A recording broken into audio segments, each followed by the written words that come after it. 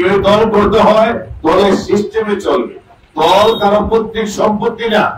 আজকে এই চেয়ার আছে, কালকে এই চেয়ার থাকবে না। চেয়ার অলওয়েজ পরিবর্তন হবে।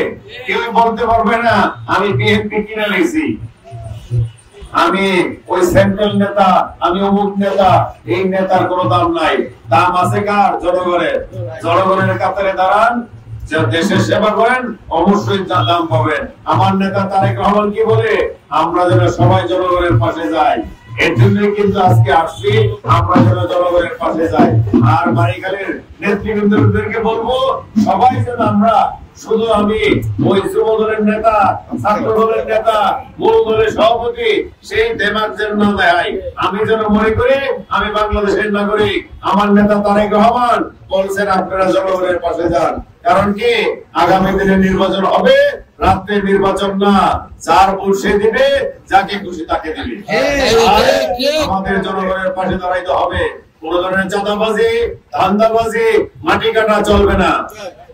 বাড়িখালীতে যদি কোন ধানের জমি বা কোন মাটি কাটার ব্যবস্থা করা হয়, যেই দলের লোকই হোক, বান্ধেন দ্বারা বাইন্দা রাখেন, বাইন্দা খবর দেন, আমি থানা দিয়ে পুলিশ পাঠাবো। বিএনপির নেতা কর্মীরা, আমার ভাইয়েরা, সাবধান সাবধান সাবধান। কোন ধরনের ধান্দাবাজি চলবে না। এই নির্দেশ কার? তারেক রহমানের। আপনি বহু কষ্ট করে 17 বছর জেল খাটছেন, বহুত নির্যাতিত হচ্ছেন। এই পথটা আছে, এই পথটা যদি খোয়াইতে চান, তাহলে ওই বিচারে চাঁদাবাজি করেন, ওই জমিতে মাটি কাটেন, চাঁদাবাজি করেন, বালুর ব্যবসা করেন, অটোমেটিক পথটা চলে যাবে। তখন বুঝবেন পথ না থাকলে কি হয়। বহুত বড় বড় নেতা, বিএনপির পথ নাই, জিরো হয়ে গেছে। আপনি হিরো আছেন, এই হিরোগিরি কিন্তু চলবে না যদি ধান্দাবাজি করেন। সাবধান হয়ে যান।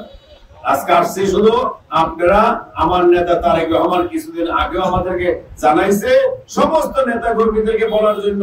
কারণ কি, আমাদের পিছনে প্রতিটা শত্রুর আর অভাব নাই। এই দেশ থেকে পেতা, এই সরকার চলে গেছে, তার পেতার তারা রয়ে গেছে। তারা চায় বিএনপি কে কিভাবে নির্মূল করব। 17 বছরও পারে নাই, এখনো ইনশাআল্লাহ পারবে না। বিভিন্ন ভাবে চেষ্টা করতেছে, সেই বদনাম করে লাভ নাই। আমি চাবো আমার নেতা কর্মীরা অবশ্যই অবশ্যই জনগণের পাশে দাঁড়ানোর জন্য।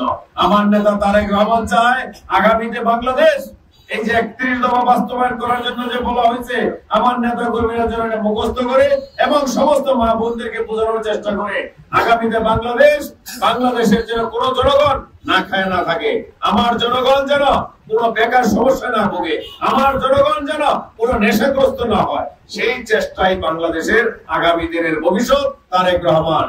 আগামী দিনে যদি আমাদের এই জনগণের ম্যান্ডেট পায়া বিএনপি সরকার গ্রহণ করে, ইনশাআল্লাহ এই দেশে অবশ্যই অবশ্যই কোনো বেকার সমস্যা থাকবে না। এই দেশে কোনো মানুষ না খেয়ে থাকবে না। এই দেশ অবশ্যই বাংলাদেশের সমৃদ্ধশালী দেশ হবে।